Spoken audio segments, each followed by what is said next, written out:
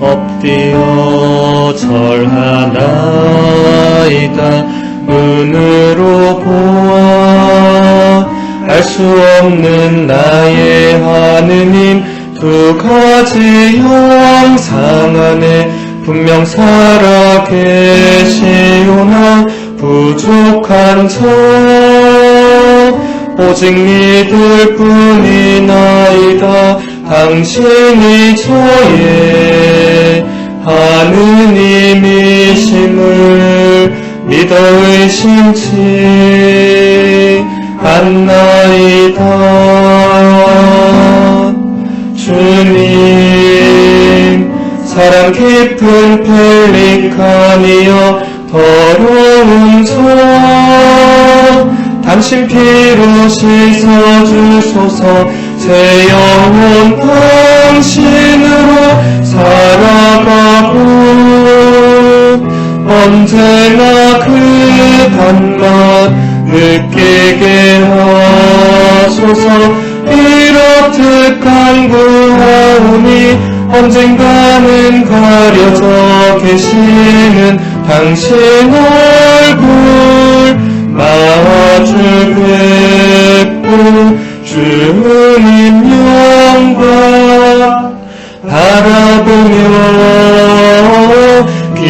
기뻐하게 하소서.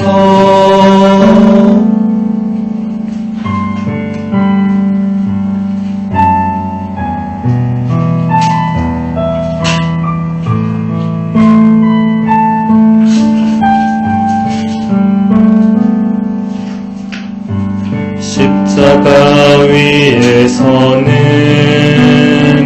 신성을 감추시고 여기서는 인성마저 많이 보이시나 저는 당신의 신성인 성을 모두 믿어 고백하오며 제 모든 것 되시는 당신께 뉘우치던 저 강도의 기도 올리나이다.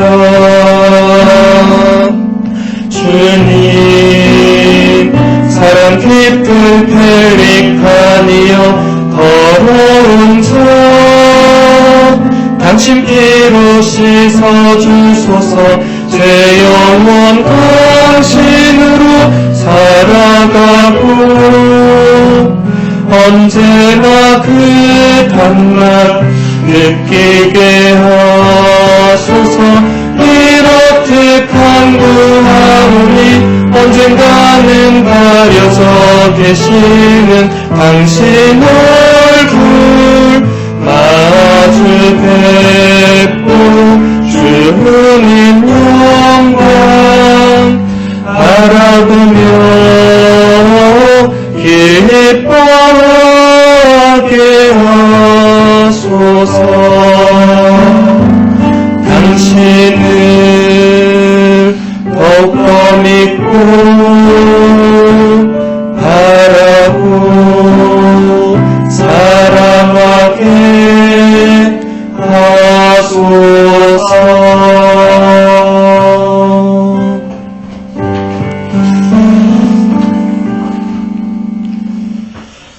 네, 이 노래의 제목은 이제 성체 앞에서라는 제목의 이제 가등중창단 노래인데, 사실은 이제 성 토마스 아퀴나스 성인이 지으신 성체 찬미가라는 그 기도를 그대로 이렇게 노래로 만든 겁니다. 네, 이 노래를 왜 제가 오늘 이렇게 불렀냐면, 여러분 나중에 이제 성시간 할 때 여기 성체를 이렇게 현실을 해 놓을 거거든요. 이 성체가 예수님의 살아있는 몸이죠, 그죠? 그 성체 신비에 대한 노래를 토마스 아퀴나스 성인이 이대로 지은 거예요. 그래서 여러분들이 지금 이 가사에 충분히 지금 이 의미를 담을 수는 없겠죠. 나중에 성시간 때는 이 가사 하나하나가 진짜 굉장히 토마스 아퀴나스 성인의 이 성체에 대한 그 신앙이 드러납니다. 나중에는 꼭 그것을 좀 염두에 두고 부르시면 좋겠습니다. 오늘 이 피정 강의 주제는 가톨릭 신앙의 10가지 보물. 이거는 이제 가톨릭 신앙의 40가지 보물이라는 요 책이 있습니다. 스콧한이라는 목사님이 지었고 오영민 번역에 이제 바오로 딸에서 2012년인가 3년에 나왔는데, 그러니까 스콧한 이분은 이제 개신교 목사였는데 이제 가톨릭으로 개종을 한 굉장히 유명한 분이에요. 그래서 이분의 책들은 거의 다 굉장히 좋습니다. 근데 특별히 이 책은 우리 가톨릭 신앙에서 이 보물이 많은데 그 중에도 이제 이분이 40가지를 이렇게 자기가 다 뽑아가지고 이게 왜 보물인지를 다 설명을 해놨어요. 그래서 여러분들이 나중에 꼭 읽어보기를 바라고, 그래서 저는 여기서 이제 다시 10개를 뺐어요. 한 시간에 40개를 설명하는 거는 불가능하죠, 그죠? 그래서 이제 10개만 빼서 오늘 이 시간에 이제 설명을 해드리고 강의를 이어가도록 하겠습니다. 그래서 제가 이걸 준비한 것은 이제 청년 회장님이 우리 청년들에게 좀 신앙의 기본적인 것들을 좀 설명해 주시면 좋겠다. 그래서 신앙의 기본적인 것들이 여기 안에 굉장히 많이 있고 그 중에도 가장 기본이 된 걸 제가 다시 10개를 뽑은 겁니다. 그래서 첫 번째는 성호경입니다. 성호경. 성호경 모르는 사람 없죠? 성호경이 뭐죠, 근데? 성호경. 여러분, 자, 성호경 한번 끄어보세요. 예. 그죠? 이 기도의 의미가 뭐죠, 의미? 삼위일체. 예. 또 이 기도의 의미가 있을까요, 이 기도? 이거 왜 하는 걸까요, 근데 이거? 예. 우리 모든 기도할 때 무조건 이거부터 하잖아요. 예. 왜 하는 것일까? 그런 생각을 한 번도 안 해보셨을 건데, 일단, 예수님께서 마태오복음서 마지막에 28장 20절에 보면 예수님이 제자들한테 마지막으로 하신 명령이 있어요. 그거 혹시 아는 분 있습니까? 네. 마지막에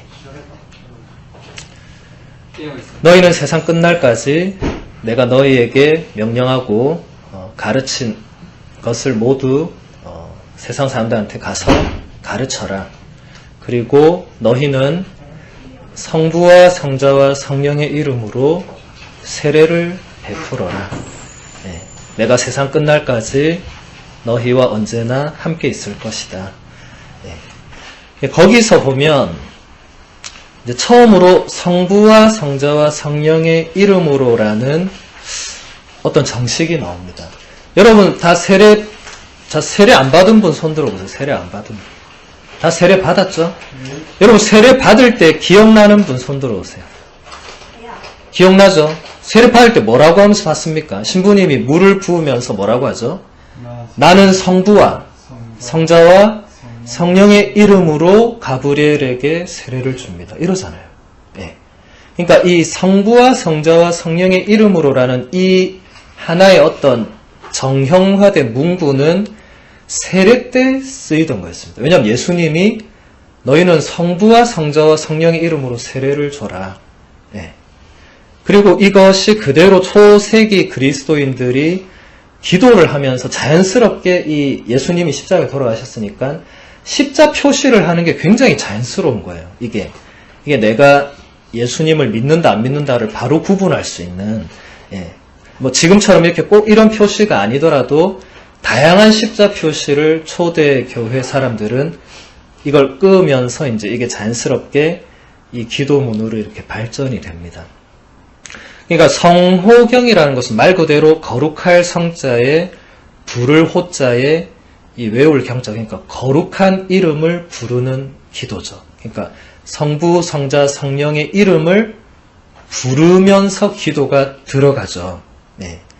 자, 그러면 성부 하느님과 성자 예수님과 성령님이 평소에는 가만히 있다가 우리가 성부와 부르면은 우리 기도를 듣고 이런 분일까요? 아닐까요?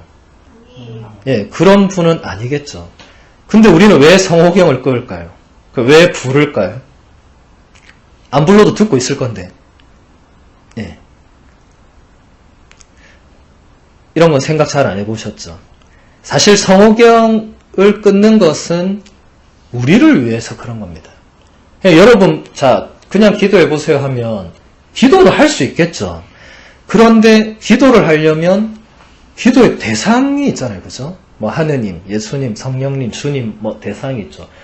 근데 대상을 우리가 인식하고 의식하고 기도하는 거하고 그냥 하느님 나를 도와주시고 우리 가족을 평 이거랑은 다른 거죠. 예. 그러니까 우리가 성호경을 긋는다는 거는 사실은 나를 준비시키는 것이고 내가 성부, 성자, 성령, 하느님을 그 현존을 그분들을 이렇게 의식을 하는 거죠. 의식을. 예.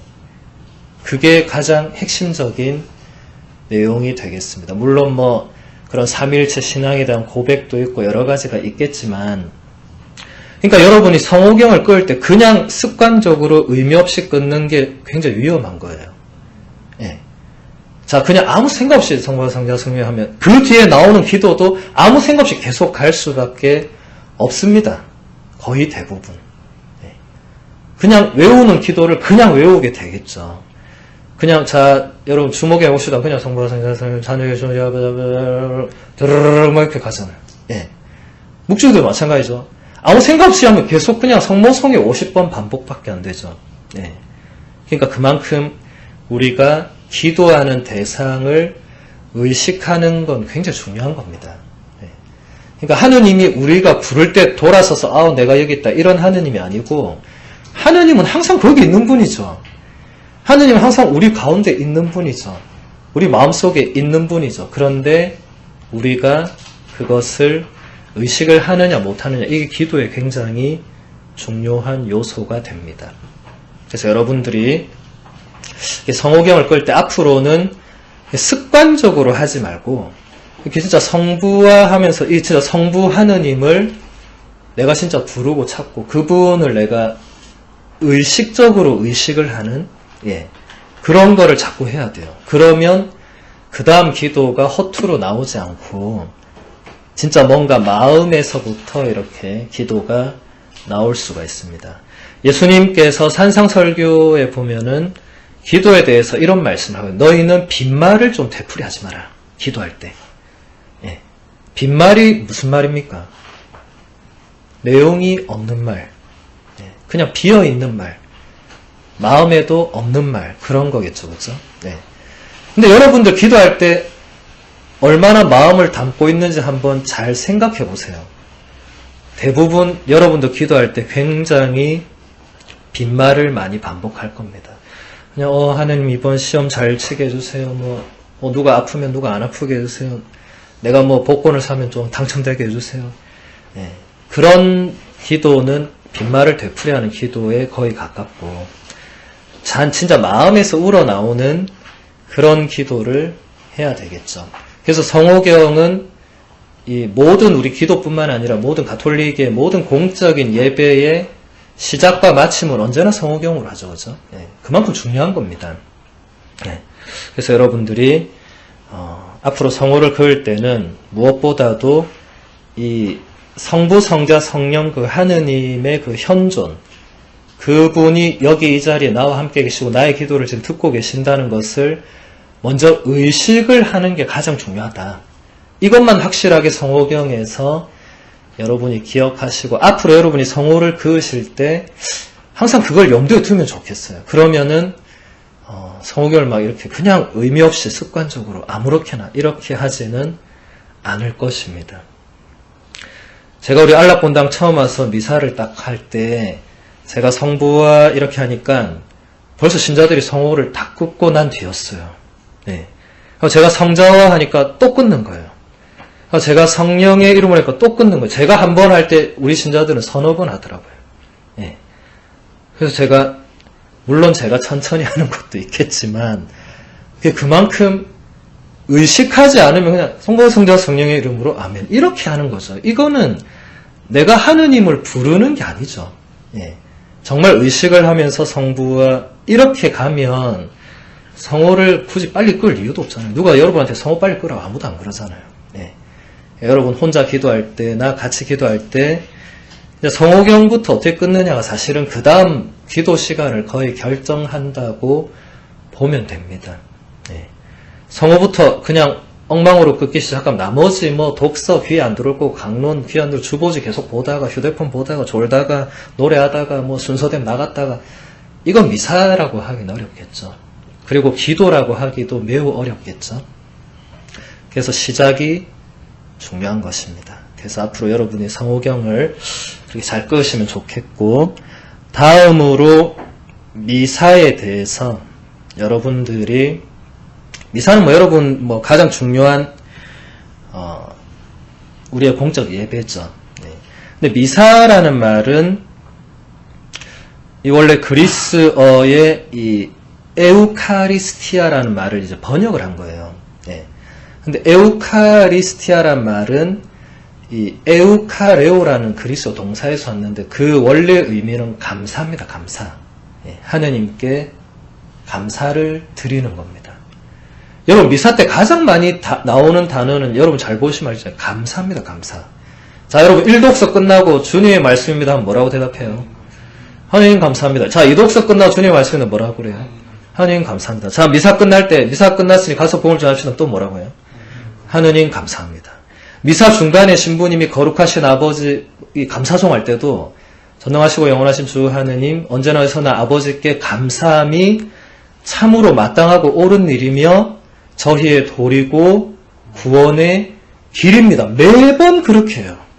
그 경문은 한 번도 안 바뀝니다. 딴 건 다 바뀌어도 거룩하신 아버지 하면서 제가 금방 한 부분은 이 미사, 이 지구 종말 때까지 안 바뀔 겁니다. 예. 그러니까 하느님께 감사를 드리는 게 우리가 마땅히 해야 될 일이고 구원의 길이다. 하느님 감사합니다. 미사도 감사의 제사가 되는 것입니다. 근데 미사는 여러분이 알다시피 뭐 여러 가지 부분이 있지만 핵심적으로는 딱 두 부분이죠. 그죠? 말씀의 전례가 있고 그다음 성찬의 전례가 있죠. 말씀 전례 때는 다 아시다시피 하느님의 말씀을 듣습니다. 예. 1독서 뭐 구약의 말씀이나 복음서를 제외한 신약의 말씀들을 듣고 2독서 마찬가지고 또 중간에 화답송은 그게 구약의 다 시편이죠. 그렇죠? 또 시편을 우리가 시편으로 화답을 하고 그리고 이제 복음 말씀을 듣고 그다음 강론은 사실 이 선포된 말씀에 대한 해설을 듣는 거고 어쨌든 그렇게 해서 말씀의 전례가 끝이 납니다. 그래서 여러분들이 말씀 전례에서 가장 중요한 것은 그때 여러분들이 보면 가장 분심에 빠져 있어요. 제가 이렇게 앞에서 보면. 예. 자, 모두 자리에 앉으십시오 하고 자리에 앉으십시오 하는 순간부터 독서 말씀을 제대로 듣는 사람 거의 없고 다 딴짓하고 있어요. 예. 그러니까 앉는 순간부터 이제 하느님의 말씀을 내가 듣겠습니다. 이게 아니고 아 잠시 앉아서 내가 좀 쉬어야 되겠다. 딴짓해야 되겠다. 이런 분들이 굉장히 많습니다. 예. 그때부터 주보지를 정독하는 분도 굉장히 많고 서 있을 땐 차마 이렇게 못 펼치니까 앉아서는 신문이 안 보이겠지 이러면서 펼쳐서 읽는 사람 많아요. 위에서 보면 전부 다 보입니다. 독사하는 사람이야 긴장돼서 자기 것 메고 내려가겠지만 우리는 그냥 보면 다 보여요. 뭐 하는지. 눈 가만히 감고 있어요. 저 사람이 눈 감고 있어 듣는지 다 보입니다. 예. 여러분은 모를 것 같죠? 전부 다 보입니다. 예. 우리가 전부 다 보이는 게 힘들어서 일부러 잘 안 봅니다. 왜냐하면 그 분심에 빠져있는 모습 보고 있으면 이 기분이 우리가 별로 좋지는 않겠죠. 우리는 정성껏 미사하고 있는데 한쪽에서는 전부 다 막 딴짓하고 있으면 별로 안 좋겠죠. 그래서 여러분들이 자리에 앉으면 하느님의 말씀을 이제 우리는 들어야 되는 겁니다. 예. 물론 독서는 뭐 안드레아 씨가 하든 누가 하든 사람이 책은 읽지만 내 안의 내용은 하느님 말씀이잖아요. 그리고 하느님이 우리한테 그 순간에 말씀을 건네시잖아요. 여러분 집에서 성경을 혼자 읽을 때도 내가 성경을 혼자 읽지만 하느님이 나한테 말씀을 건네는 겁니다. 우리가 눈으로 읽지만 귀로는 마음으로는 하나님 말씀을 듣는 것이죠. 그래서 독서 말씀을 여러분이 잘 들어야 됩니다. 그리고 복음도 마찬가지고 강론도 뭐 잘 들으면 좋겠죠. 어쨌든 여러분들이 혼자서 성경을 읽고 깨닫고 하는 건 많은 어려움이 있으니까 매번 신부님들이 강론을 하면서 이제 그 내용을 풀어주는 거죠. 사실 도움이 많이 되겠죠. 그리고 이제 성찬의 전례로 넘어오면 빵과 포도주를 이제 예물로 봉헌을 합니다. 이것은 예수님께서 최후의 만찬 때 하신 것을 그대로 제자들이 이어서 하는 거죠. 예수님이 그때 하신 걸 그대로 너희도 나를 기억해서 이것을 해라 계속. 그래서 해오는 게 이게 벌써 2000년이 됐습니다. 2000년 동안 하루도 빠지지 않고 교회는 미사를 봉헌해 왔습니다. 이건 굉장히 특별한 일이죠. 그렇죠? 미사에 뭐 여러 가지 성격이 있겠지만 예수님께서 최후의 만찬 때 하셨던 이 결정적인 것은 빵과 포도주를 가지고 그저 하나님께 감사를 드리던 그 구약의 어떤 파스카 제사, 과월절 잔치 뭐 이런 거를 넘어서 예수님이 거기다가 강한 의미 부여를 했습니다. 뭐라고 했죠, 예수님이? 너희는 모두 이것을 받아 먹어라. 뭐 이까지는 괜찮은데 그 다음 뒤에는 뭐라고 했죠? 이것은 너희를 위해서 내어주는 나의 몸이다 이게. 그 다음에 포도주를 주면서는 이건 나의 피다 이게. 이렇게 얘기를 한 거예요. 제자들도 처음에 뻥 찐 거죠. 좀 뭔 말인지 뭐 이해를 못했어요. 그런데 점점 이 미사를 같이 하고 뭔가 이 미사의 의미, 그 예수님이 하셨던 말씀들 이런 거를 종합해 보니 이게 진짜 빵과 포도주가 그냥 빵과 포도주가 아니라 예수님의 몸과 피로 되는 것이구나 하는 것을 서서히 깨닫게 됩니다. 그리고 우리 가톨릭 교회는 거기에 그 신비를 2000년 동안 계속 이어왔습니다.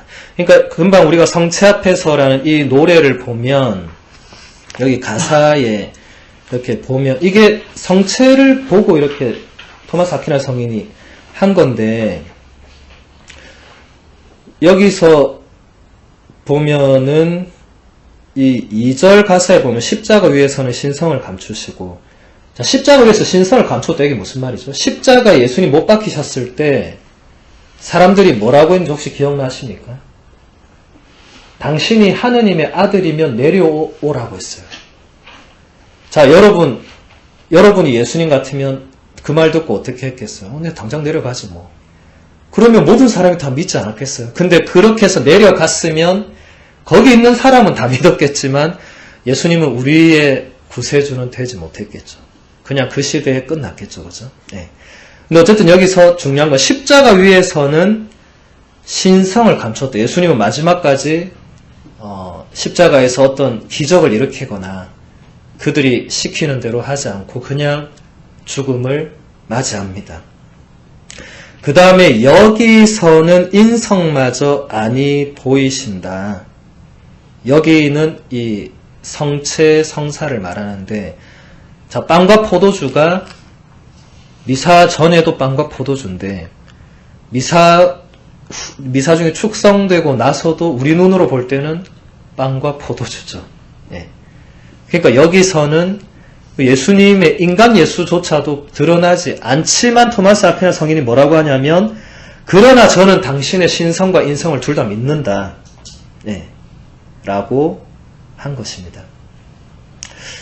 그래서 이제 여러분들이 뭐 성체를 영할 때 이게 당연히 여러분 예수님 몸이라고 믿으니까 이제 영성체를 하는 건데 진짜 살아있는 예수님을 내 안에 받아들인다 이런 건 이 놀라운 신비죠. 그래서 여러분이 사실은 영성체에 묵상하라 하면 이 신비를 이렇게 가만히 생각하고 이렇게 해야 되는 건데 대부분 영성체육 묵상 시간에 또 주보지 열심히 읽고 휴대폰 보고 막 성체만 덜렁 그냥 모시고 이런 사람들이 되게 많아요. 예, 신비를 제대로 알아차리지 못하는 겁니다.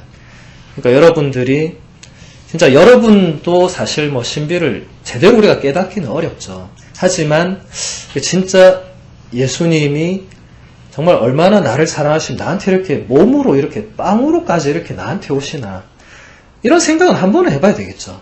네. 그러면 뭔가 감사의 마음이 진짜 올라오겠죠.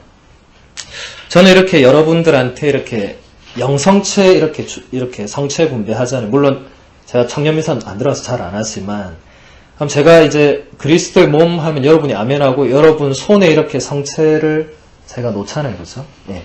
그때 저는 굉장히 경이로움을 많이 느낍니다. 이렇게 신자들이 손은 사실은 어떤 인간의 어떤 우리 그 사람의 어떤 존재와 어떤 삶 전체가 손 안에 이렇게 드러나는 경우가 참 많아요. 사람이 손만 보면 그 사람의 삶이 대충 보입니다. 손을 잡아도 그렇고 그 사람 손을 보면 이 사람이 굉장히 진짜 그래서 손금 보는 사람도 있잖아요. 예. 그러니까 제가 지금 말하는 거는 우리가 손금을 봐야 된다 이게 아니고 손이라는 거는 그만큼 특별한 어떤 이 상징 의미도 가지고 있다.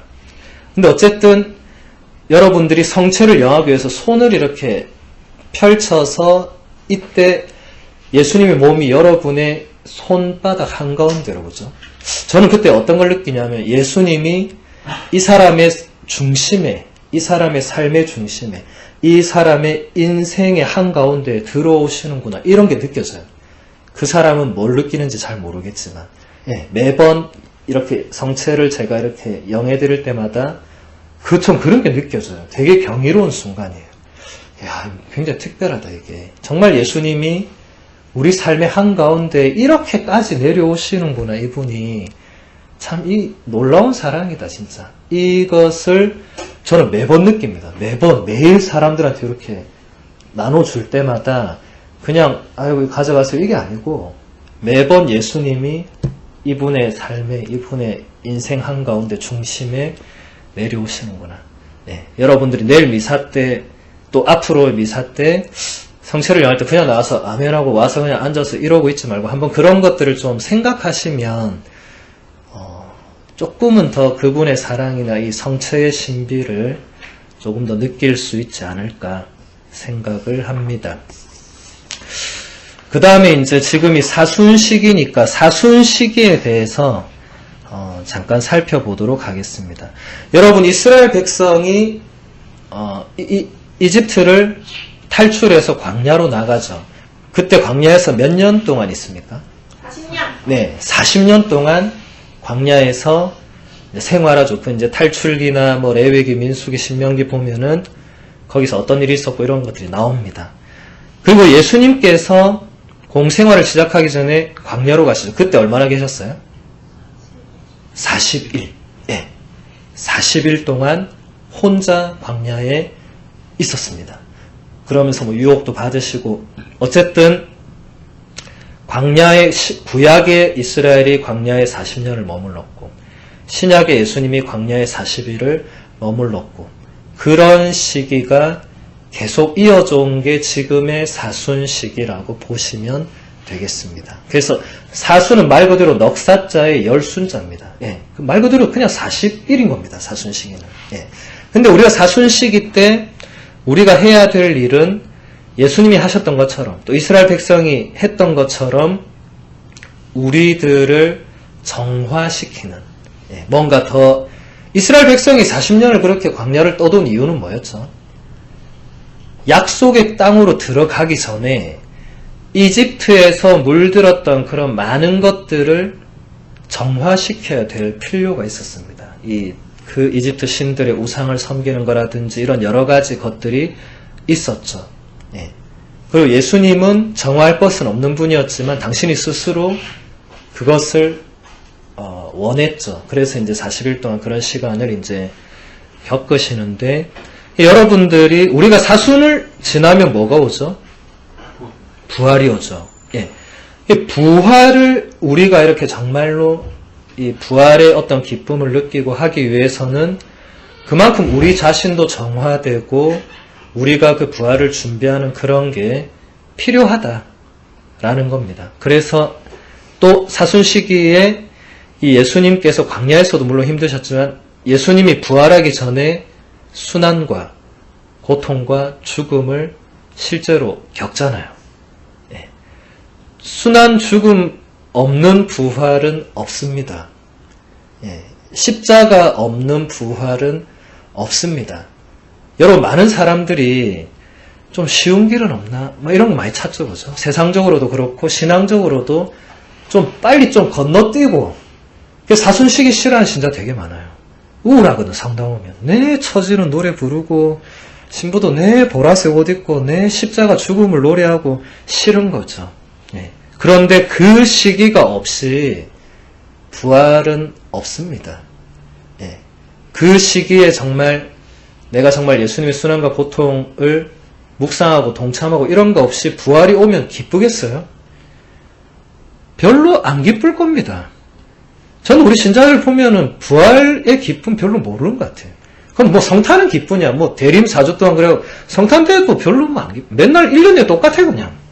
다람쥐 책바퀴 돌듯이 그냥 뭐 주일 미사하고 평일에 그냥 뭐 그냥 살다가 주일 미사하고 평일에 그냥 살다가 주일 미사하고. 그건 별로 좋은 신앙인의 모습은 아니라고 봅니다. 그래서 여러분들이 우리가 사순 시기에 이렇게 피정을 하는 이유도 어떻게 보면 한번 제가 아까 우리가 시계나 휴대폰을 다 이렇게 걷어가는 것도 어떻게 보면 진짜 잠시라도 하루라도 우리 그런 걸 좀 이렇게 그런 거에서 좀 자유롭게 그리고 정말 이 시간에 좀 전적으로 머무를 수 있도록 그렇게 해보자. 평소에 여러분이 피정을 하고 그렇게 사는 건 어려우니까 이럴 때라도 좀 뭔가 우리를 깊이 들여다보고 하느님을 좀 만날 수 있는 그런 걸 해보자. 다 그런 취지겠죠. 네. 그래서 이 피정에 여러분들이 그런 마음으로 참여하시면 좋겠고 그 다음에 화살기도를 한번 보도록 하겠습니다. 여러분 화살기도라는 말 많이 들어보셨죠? 네. 뭐 하는 기도입니까? 화살 쏘듯이 예. 그때 예, 예. 그렇죠. 예. 그래도 부회장 아무나 하는 건 아니네요. 예. 또 그 의미가 맞습니다. 화살을 이렇게 팍, 뭐 여러분 화살 쏴본 적은 없겠지만 화살을 이렇게 딱 당겨서 쏘면 어떻게 되죠? 그냥 쏜살같이 날아가서 탁 꽂히잖아요. 그런 기도를 진짜 화살기도라고 합니다. 그냥 여러분 막 이렇게 이렇게 미사 때 와서 탁 이렇게 기도하는 거는 화살기도가 아니고 그거는 미사를 통한 공식적인 기도고 여러분 길을 가다가 갑자기 뭐 예를 들어 갑자기 뭐 다리가 아프다 뭐 그러면 주님 다리가 안 아프게 해달라든지 얼마든지 그냥 즉흥적으로 순간순간 그냥 하나님께 기도를 바칠 수 있죠. 예, 그런 것을 화살 기도라고 하는데 요한 바오로 2세 교황님 이제 성인이 되셨죠. 요한 바오로 2세 교황님은 그냥 화살 기도보다는 시편의 그 짧은 한 구절들 이런 거를 좀 하나 정도 외우고 있다가 그런 급할 때나 내가 뭔가 지금 어떤 상황에서 내가 할 수 있는 게 별로 없을 때 그걸 자꾸 반복해서 바치면 불화살 같은 효과가 있을 거라고. 그냥 화살도 슉 날아가는데 여러분 불화살은 슉 날아서 어떻게 되죠? 다 태워버리잖아요. 그러니까 하느님께 이게 그냥 내가 하느님 저를 도와주세요 하는 거하고 하느님의 말씀인 시편을 가지고 다시 하느님께 기도하는 거는 훨씬 더 효과가 있다. 그런 거죠. 예를 들어서 제가 여기 시편 몇 개 적어왔는데 하느님 어서 저를 구하소서 주님 어서 저를 도우소서 시편 70편 1절의 말씀이고 주님 당신의 길을 저에게 알려주소서 시편 25편 4절 자 뒤에 건 생략하겠습니다. 하느님 깨끗한 마음을 저에게 만들어주소서 주님을 찬미하라 마음이 부서진 이들을 고쳐주시는 분이시다. 제 영혼이 당신을 목말라 합니다. 이런 거는 그냥 한 문장이잖아요. 제 영혼이 당신을 목말라 합니다. 이거는 내가 안 외우고 싶어도 외울 수 있지만 내가 나는 이게 참 좋네. 앞으로 그냥 그런 거 있을 때는 주님 제 영혼이 당신을 목말라 합니다. 그냥 그걸 반복하는 거예요. 예. 그냥 뭔가 우리가 버스를 타고 있을 때라든지 신호를 기다릴 때라든지 우리가 화살기도를 바칠 수 있는 순간은 매우 많습니다. 뭐 잠들기 전이라든지 아니면 아침에 이렇게 눈은 떴는데 몸이 말을 안 듣고 비몽사몽간일 때 그런 순간에 그냥 이런 구절, 성경 구절을 기도로 할 수 있는 거죠. 그냥 예. 그 아주 좋은 기도가 됩니다. 그리고 여러분 이렇게 성가 부르는 거, 예, 찬미하는 거 이런 것도 사실 아주 좋은 기도가 되죠. 저는 이 성체 앞에서라는 이 성가를 제가 매우 좋아할 뿐만 아니라 매일 아침 알람을 이걸로 좀 맞춰놓습니다. 그러면 아침에 이제 자고 있다가 갑자기 이 성가가 나오는 거예요. 예. 그러면은 제가 바로 일어나지 않고 누워서 그걸 듣고 있습니다. 듣든지 저도 부르든지 아니 마음으로 그걸 같이 하든지. 그리고 나서 다 끝나면 그때 일어나요. 그럼 그때 쭉 딱 일어나면 정신이 지금처럼 완전 살아있는 정신이 됩니다. 비몽사몽이, 왜냐면 누워서 비몽사몽 중에 이제 계속 그걸 들으면서 이제 의식이 오는 거잖아요. 네. 그러면서 기도를 하고, 네. 그렇게 저는 이 성가가 나온 이후로는 계속 그 알람을 항상 이걸로 이렇게, 지금도 그렇게 일어납니다. 그러니까 여러분들도 그렇게 할 수 있죠. 집에서 이제 알람 같은, 여러분 좋아하는 성가를 이제 맞춰가지고, 예. 보통 사람이 뭐 듣고 바로 벌떡 못 일어나잖아요. 도로 끄고 다시 자고 막 그러잖아요. 예. 그래서 절대 손이 닿지 않는 거리에 알람을 놔둔 다음에 끌 수 없는 상태에서 들어야 돼. 이렇게 들으면서 근데 그 기도를 하면 그러면 눈 뜨고 바로 기도하는 것도 되고 그죠? 예. 좋잖아요. 그죠? 그래서 여러분도 한번 그렇게 해보시면 좋지 않을까 생각을 합니다. 다음으로 성경 공부에 대해서 한번 보도록 하겠습니다. 자, 여러분 성경 공부 해본 사람 손 들어보세요. 성경 공부 해보신 분. 자, 한 번도 안 해봤다 나는. 네, 한 번도 안 해봤다. 네, 그래요. 성경은 공부해야 됩니다. 왜냐하면 성경이 쓰여진 시기가 매우 오래전입니다. 성경은 솔로몬 시대, 그러니까 기원전 1000년쯤부터 쓰여지기 시작해요. 히브리어로 이제 구약 성경이 쓰여지죠, 그죠? 그리고 예수님이 오시고 난 뒤에 이제 복음서부터 신약 성경이 또 그때 그리스어로 쓰여지기 시작하죠. 그렇게 해서 기원 후 100년까지 요한묵시록까지 이렇게 쓰여지는데, 그러니까 성경이 쓰인 기간만 해도 1100년 정도가 됩니다. 그리고 성경은 히브리어와 그리스어로 쓰여졌습니다. 그러니까 여러분들이 그것을 공부하지 않고는 이해하기가 매우 어렵겠죠. 네. 그래서 하는 것이 유익하다. 네. 자, 지금 우리가 보는 성경은 다 한글로 번역된 성경이죠, 그죠? 네. 근데 한글로 성경이 번역된 역사는 100년도 아직 안 지났습니다. 예. 그러니까 여러분들의 만약에 뭐 할아버지 할머니가 신앙생활을 하셨다면, 그렇지 만약 살아계시면 그분들은 다 라틴어로 미사 드리고 라틴어 성경을 볼 수 없으니까 아예 성경은 안 보고 그냥 그렇게 사신 분들이 계실 거예요. 네. 여러분들은 매우 이 복받은 시대에 살고 있습니다. 여러분 성경을 다 집에 가지고 있고 심지어 여러분 스마트폰에 앱으로 다운받으면 그냥 성경이 스마트폰 안에 다 들어와 있어요. 언제 어디 뭐 비행기를 타고 날아가도 스마트폰으로 앱을 열면 말씀을 여러분들이 읽고 듣고 묵상할 수 있습니다. 그런데 잘 안 하죠, 그죠? 네. 여러분, 우리 2000년 교회 역사에서 특히 인쇄술이 발명되기 전까지의 사람들은 집에 성경이란 거 없었고 오로지 성당 가서 미사 때 듣는 것만 들을 수 있었어요. 그래서 옛날에는 냉담자리가 잘 없었어요. 아예 안 믿든지 가면 다 열심히 믿었어요. 예.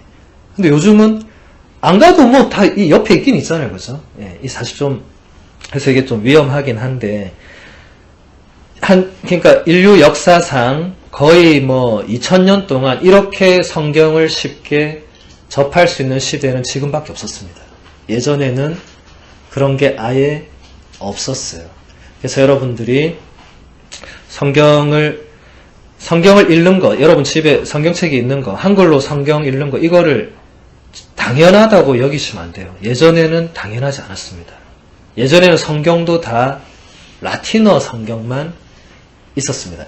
히브리어 성경, 그리스어 성경을 이제 모르니까 라틴어로 번역해서 라틴어가 가톨릭교회 공식 언어로 된 이후부터는 미사와 성경은 항상 라틴어였어요.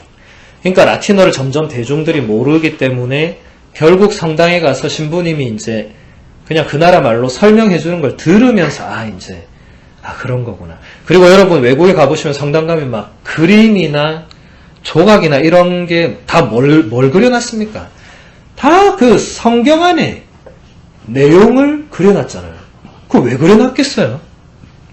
사람들이 성경을 읽을 수가 없으니까. 그림으로 그려놓으면 사람들이 물어볼 거야. 저게 무슨 그림이냐. 가장 흔한 그림이 가브리엘 천사가 성모님한테 예수님 탄생을 예고하는 그 그림이 가장 많거든요. 그럼 설명해 줄 거 아니에요. 아버지나 어머니나 할아버지가 손자나 자녀가 물으면 이게 가브리엘 천사고 저분이 성모님이고 그럼 가브리엘 천사가 예수님 잉태를 알려주고 그때는 책이 없으니까. 그렇게 신앙이 2000년을 내려왔다는 것을 여러분이 한 번은 생각해야 됩니다. 이게 놀라운 일입니다.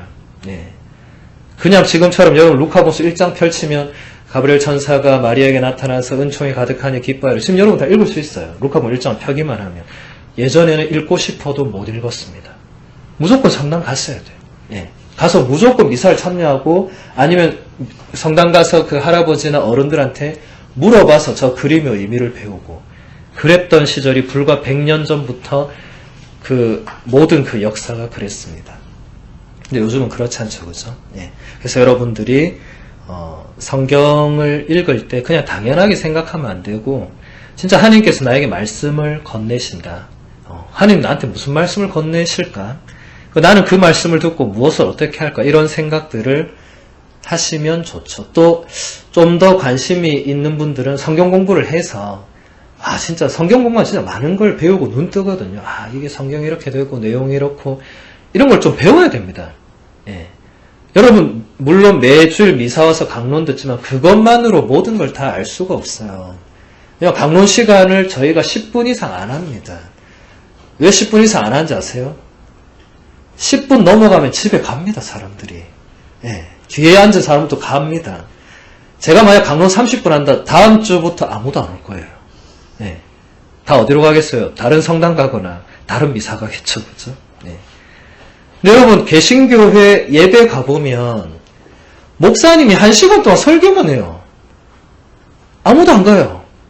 전부 듣고 있어요. 끝날 때까지. 우리는 5분 지난 순간부터 다들 오늘 왜 이렇게 길지 막 이러고 앉아 있는데 여러분 교회 아무 때나 가보시면 30분 1시간을 해도 전부 앉아 있습니다. 더 듣고 싶어 하고 분명히 차이가 있습니다. 우리는 물론 성찬의 전례도 있고 뭐가 많으니까 시간 관계상 오래 할 수는 없지만 그 받아들이는 어떤 갈망이나 열망의 차이는 굉장히 분명히 있죠. 여러분들이 그 강론만으로는 그거를 다 이해하는 건 매우 어렵습니다. 스스로 공부도 해야 되고 묵상도 해야 되고 그래서 성경 공부를 적극적으로 추천한다. 그 다음에 이제 피정에 대해서 지금 우리가 이제 하고 있는 게 피정인데 여러분 피정 뜻이 뭐예요? 피정. 이 피정 무슨 말이에요? 피정.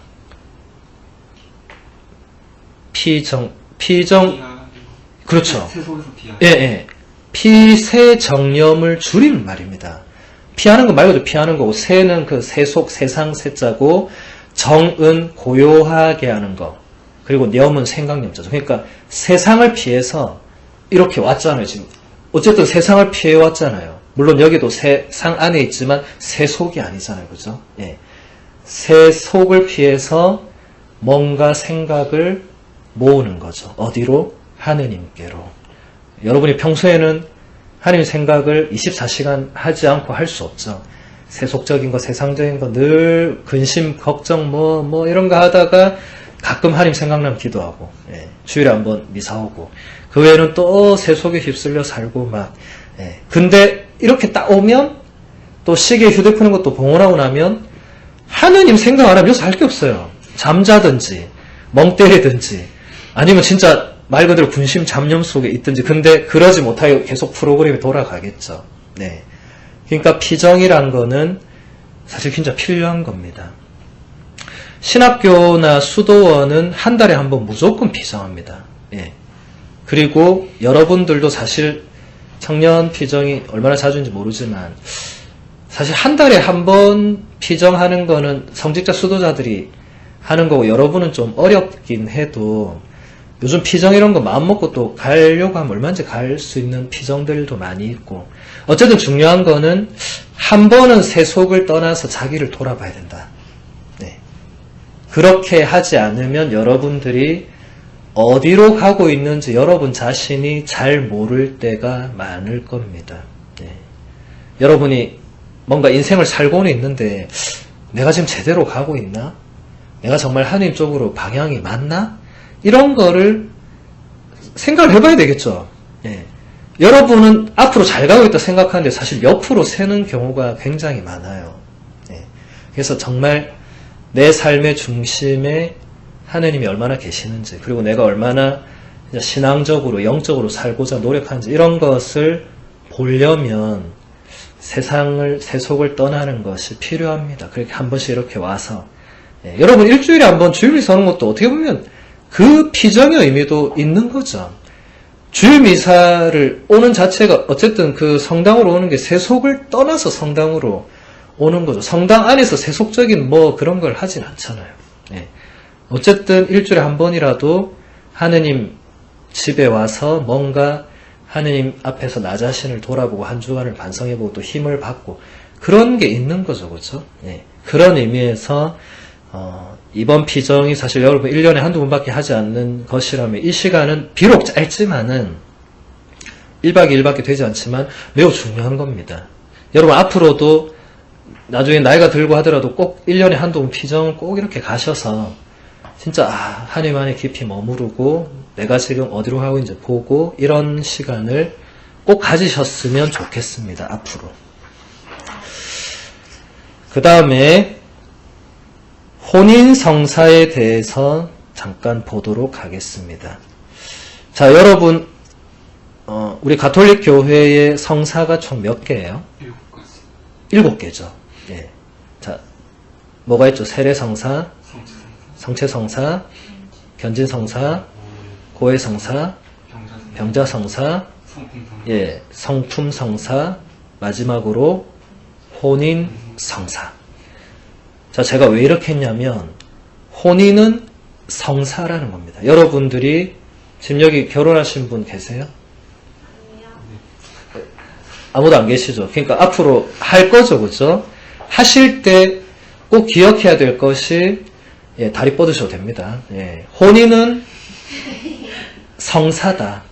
예, 이게 일반 젊은이들과 우리가 다른 겁니다. 일반 젊은이들은 혼인은 혼인이죠. 여러분들은 혼인은 성사다. 네. 앞으로 이걸 꼭 기억하셔야 됩니다. 혼인은 성사다. 이것만 기억하셔도 충분합니다. 자, 왜 혼인이 성사가 되느냐? 자, 성사가 뭡니까? 성사. 우리 맨날 듣는 말인데, 성사. 성사. 일단, 그렇죠. 성스러운, 예. 성자는 무조건 성스러운 거니까. 예. 제가 지금 성사를 이렇게 막 원문으로 푸는 거는 거의 지금 시간이 안 돼서 안 되고, 정말 간단하게 얘기하면 성사라는 거는 눈에 보이지 않는 하느님과 그분의 은총을 뭔가 우리가 감각적으로 느낄 수 있게 해주는 표징들을 성사라고 합니다. 그러니까 성체 성사라고 할 때 여러분 미사 때 신부님이 너희는 모두 이것을 받아 먹으라 너를 내어주들 내 몸이다 실제로 빵을 들잖아요. 예. 그런 거 없이 그냥 뭐 이렇게 하는 게 아니고 가톨릭 교회는 모든 상징물을 다 써서 뭔가를 은총을 표현을 합니다. 여러분 이 성당 들어가기 전에 제일 먼저 뭐가 있어요? 성수가 있잖아요. 거룩한 곳에 그냥 못 들어가잖아요. 반드시 성수를 찍어서 기도를 하고 뭐 내 안에 이 모든 마귀를 몰아내 달라고 나를 정화시키고 성전에 들어가잖아요. 네. 그런 모든 것이 성사적인 겁니다. 네. 하느님의 현존, 하느님의 은총을 뭔가 우리가 의식할 수 있게 해주는 모든 것, 그리고 하느님께서 하시는 모든 것이 성사죠. 그러니까 쉽게 말하면 혼인은 내가 이 상대방을 만나서 서로 좋아해서 결혼하는, 이거는 세상 사람들이 그렇게 알고 있는 것이고, 우리는 제가 아까 뭐였죠? 혼인은 뭐라고 했죠? 성사다. 그러면 이거는 내가 이 사람 좋아하는 이걸 넘어서서 하느님께서 하시는 것이다. 네. 하느님께서 나를 저 사람에게 주시는 것이다. 하느님께서 우리를 부부로 맺어주는 것이다. 이건 결정적인 차이입니다. 네. 그래서 가톨릭 교회는 이혼이란 말이 없는 것입니다. 네. 그래서 가톨릭 교회는 가톨릭 교회 예식으로만 혼인할 수 있는 겁니다. 네. 어떤 사람 그러겠죠. 왜 종교를 강요해요? 종교 없는 사람한테. 그런 사람들에게는 관면 혼인이라는 게 있습니다. 그래서 미사나 가톨릭 혼인 예식을 온전히 다 하지 않더라도, 하지만 가톨릭 신자는 반드시 가톨릭 예식으로 뭔가를 해야 돼요. 왜냐하면 혼인이 성사이기 때문에. 이거는 상대방 배우자에게 종교를 강요하는 게 아닙니다. 그 사람은 신앙을 갖지 않아도 됩니다. 근데 신자인 사람은 관면 혼인 예식이라도 반드시 해야 됩니다. 그때는 배우자도 잠깐 데리고 와서. 그게 혼인이 성사이기 때문에 그렇습니다. 여러분이 앞으로 그것만 꼭 기억하시면 좋겠습니다. 자, 그리고 이제 시간이 많이 됐으니까 마지막으로 하나만 보도록 하겠습니다. 자, 금방 제가 이제 성전에 들어갈 때 이제 성수를 찍고 이제 들어간다고 했는데, 자, 성전에 들어가면 제일 먼저 보이는 게 뭐예요? 예, 십자가 보이고. 제일 먼저라 말하면 안 되고, 보이는 게 십자가. 또 뭐가 보입니까? 제대. 그 다음에 독서대. 예, 그 다음에 자, 여러분 안락성도 한번 상상해 보세요. 자, 또 의자. 네. 예, 또 제대 앞에 꾸며진 꽃꽂이 같은 거. 예. 또 보이는 거 없어요? 그 제단 위에. 성경, 예. 초, 예. 근데 뭔가 지금 제가 하려고 한 결정적인 게 안 나오네요. 네. 여러분 딱 보면 뭐 하나 있잖아요. 네? 예, 감실. 네, 감실. 자, 여러분 감실이 뭡니까? 예, 성체를 모셔놓은 곳이죠. 그래서 감실 옆에 보면 항상 뭐가 있어요? 빨간 불이 있죠. 여러분 전 세계 어디를 가도, 전 세계 어느 성당을 가도 감실 옆에 빨간 불은 켜져 있습니다. 자, 그러면 빨간 불의 의미가 무엇일까요? 왜 켜놓죠? 전기세 아깝게. 그거 24시간 켜놓거든요. 그건 안 끕니다. 여러분 미사 끝나면 여러분 집에 가면 딴 불은 다 끕니다, 이거. 근데 그 불은 끄지 않습니다. 왜? 여러분은 밤에 안 와봐서 모르겠지만 밤에 봐도 빨간 불빛이 계속 나오고 있어요. 밖에서 봐도. 왜 안 끌까? 그렇죠. 예. 근데 왜 예수님 몸이 있는데 왜 빨간 불을 계속 저렇게 켜놓을까? 기상 상황이 예. 바뀌었을 때 예. 그거 먼저 가져가라.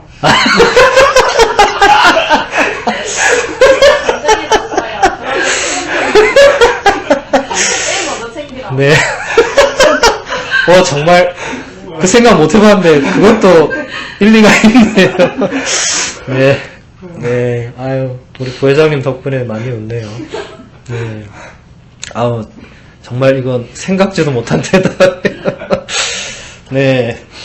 자, 여러분 구약 성경의 탈출기를 보면 여러분 모세라는 인물 알죠?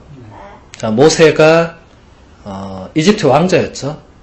40년을 살아요. 그러다가 이스라엘 백성을 이집트 사람이 괴롭힌 걸 보고 때렸는데 죽었어요. 모세가 진짜 힘이 센 놈 것 같아. 때렸는데 죽어버렸어. 그래서 파묻었어요. 근데 들통났어. 파라오가 모세 잡아와 이래가지고 모세가 광야로 도망가죠. 그리고 40년 동안 광야에서 이제 그냥 뭐라고 하죠? 그를 도망자라 해야 되나? 뭐라고 하죠? 네, 아무튼 그냥 40년을 삽니다.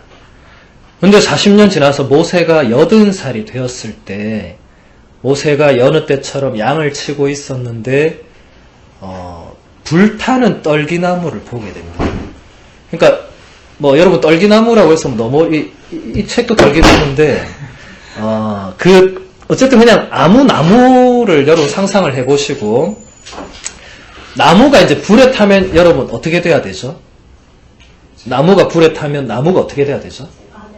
나무가 점점 더 타들어가서 숯이 되고 나중에 재가 돼야 되잖아요. 근데 모세가 이렇게 가서 보니까 나무에서 불이 타고 있는데 나무가 안 타고 있는 거예요. 여러분 생각해보세요. 나무가 불 타고 있으면 나무가 타고 있어야 되잖아요. 여러분 숯불갈비 같은 거 먹을 때 그 숯이 타고 있어야 되잖아요. 근데 숯을 안 타고 불이 계속 올라오면은 이거 좀 이상한 거잖아요. 모세도 이게 뭐지? 이래 된 거예요. 아, 내가 80이 되니까 이제 드디어 눈이 가는구나 하면서도 궁금하니까 가까이 간 거예요. 그때 탈출기 보신 분들 알겠죠? 그때 하나님 뭐라고 그러죠? 하느님 모세를 부르죠.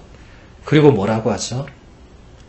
네가 지금 서 있는 곳은 거룩한 땅이니 너의 발에서 신을 벗어라 그러죠. 모세가 황급히 그때 알아듣죠. 이게 단순히 불이 막 그 나무가 신기한 나무가 아니고 하느님이 그 자리에 계셨다는 거거든요. 하느님이 현존하시는. 그래서 모세는 황급히 신발을 벗고 얼굴을 땅에 그대로 엎드려서 그대로 엎드립니다. 예, 완전히 하느님 앞에서. 예, 그러면서 하느님이 모세에게 말씀하시거든요. 나는 아브라함의 하느님, 이삭의 하느님, 야곱의 하느님이고 네가 이제 가서 이스라엘 백성을 구해야 된다. 뭐 이렇게 막 하시는데 어쨌든 여기서 중요한 것은 그 불타는 떨기나무는 하느님의 현존을 상징하는, 보여주는 그런 거였거든요. 예수님 성체가 아까 우리 뭐라고 이게 예수님의 몸이죠, 그죠? 그럼 바꿔 말하면 그게 살아계신 예수님이죠. 그러니까 성체를 거기에 모셨다는 거는 거기에 예수님이 현존한다는 것과 똑같은 거죠. 예수님은 하느님과 같은 분이죠. 하느님의 아들이지만 똑같은 하느님으로 우리가 믿고 공경하죠. 그래서 그곳에 주님께서 항상 현존하시기 때문에 불타는 떨기나무를 거기 그렇게 해놓는 겁니다. 그래서 우리가 성전을 들어갈 때 그냥 들어가지 않고 성수를 찍는 것은 바로 모세가 신을 벗었던 그 행위와 똑같습니다. 네. 여러분 지금도 성전 들어갈 때 신발 벗고 들어가 이게 중요한 게 아니고 하느님의 현존 앞에서 인간이 그냥 마음대로 뭘 할 수가 없다라는 겁니다. 네.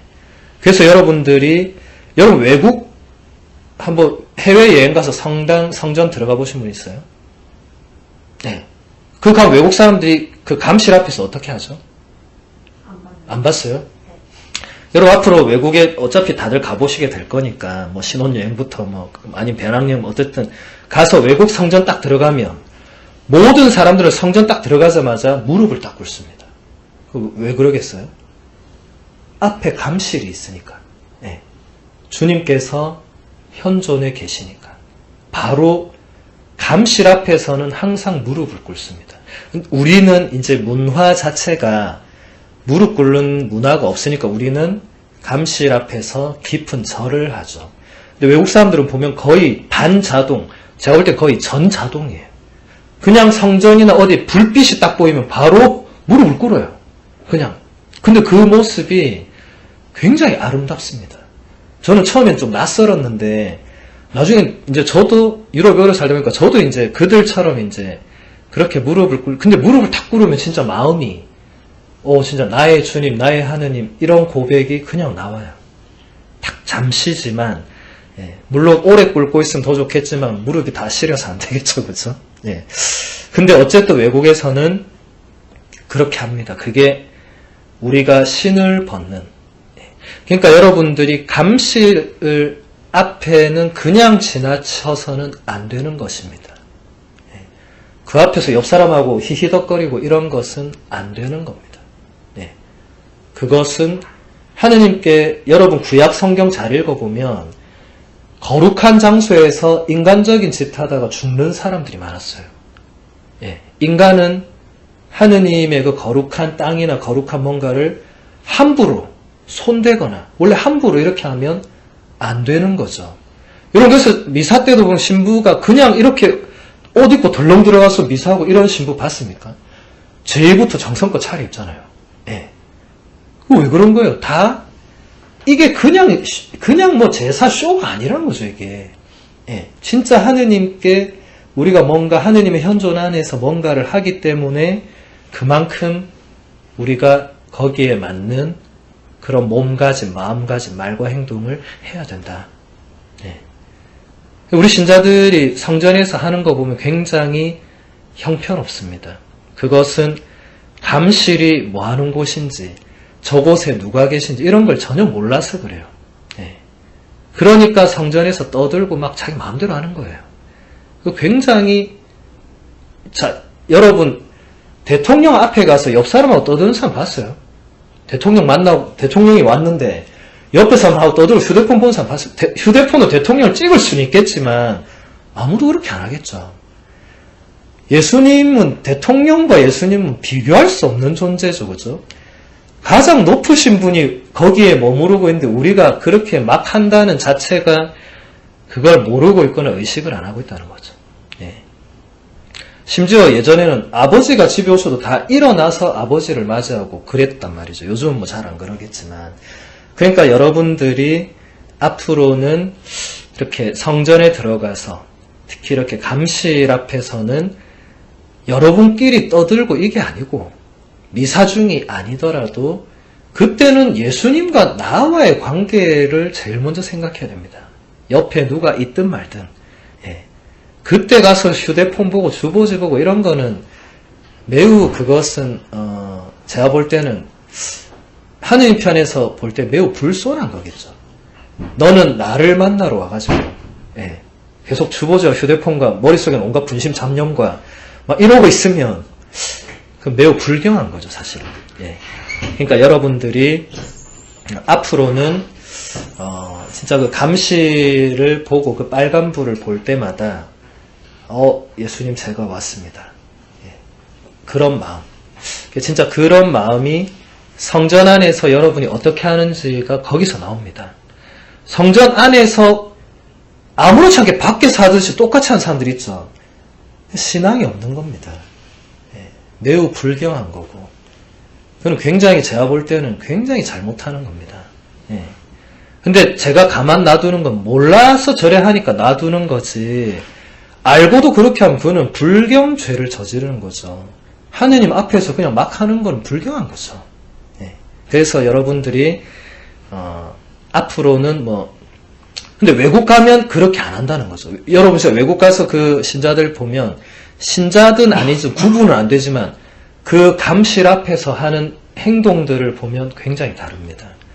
2000년 전통이 진짜 아직까지 유럽은 남아있다는 거거든요. 근데 우리는 사실 그런 전통도 없고, 감실 앞에서 보면 그냥 다 똑같이 해요. 막 그냥 밖에서 하듯이. 대단히 가슴 아픈 일이죠.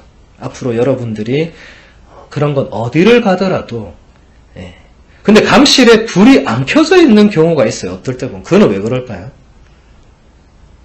그 안에 성체가 모셔져 있지 않다는 겁니다. 비어있는 감실이라는 겁니다. 그만큼 그 빨간 불이 그만큼 중요한 겁니다. 빨간 불이 켜져 있으면 그 안에, 눈으로는 안 보이죠. 왜냐면 겉에 닫혀 있잖아요. 문으로. 안에 성체가 모셔진지 없는지 우리는 알 길은 없지만 불이 그것을 말해주는, 이 안에 지금 주님이 계신다는 거죠. 근데 불이 꺼져 있으면 지금 그 감실 안에는 성체가 모셔져 있지 않다. 라는 것입니다. 근데 외국에는 이제 신부님들이 없는 곳이 많아서 빈 감실이 많아요. 아예 이제 미사가 없는 빈 성전이 많아요. 근데도 그 사람들은 딱 들어가면 무조건 그냥 무릎 꿇어요. 있든 없든 예수님께 그런 거를 표현을 한다는 거죠. 그러니까 여러분들은, 우리 안락성당은 제가 볼 때 불 꺼질 일은 거의 없습니다. 우리나라의 신부가 사라지려면 적어도 앞으로 50년은 지나야 되고, 여러분 죽기 전까지 안락성당에 신부가 안 오는 일은 없을 겁니다. 그래서 지금 3명이나 했잖아요. 나중에 점점 줄어들긴 하겠지만, 어쨌든 여러분 죽기 전까지는 안락성당 감실 혹은 다른 성당, 동네 성당, 장산, 항상 감실에는 불이 켜져 있을 겁니다. 그럼 들어가실 때 진짜 무릎은 못 꿇지만 마음으로 무릎을 꿇을 수 있죠. 주님 제가 왔습니다. 주님 제가 왔습니다 하고 막 옆에 사람 이렇게는 안 되거든요. 주님 제가 왔습니다 하면 그 뒤에도 계속 주님께 뭔가 얘기가 나올 수밖에 없어요. 마음으로 하면 돼. 마음으로. 저는 항상 들어가면 주님 제가 왔습니다. 저도 실제로 그렇게 말합니다. 근데 그러고 나서 앉고 나면 뭔가 그분과 대화할 게 많이 생기죠. 그런 여러분들이 되시기를 바랍니다. 제가 다 준비한 걸 다 하지는 못했지만 시간 관계상 여기서 마무리하고 한 5분 정도 딱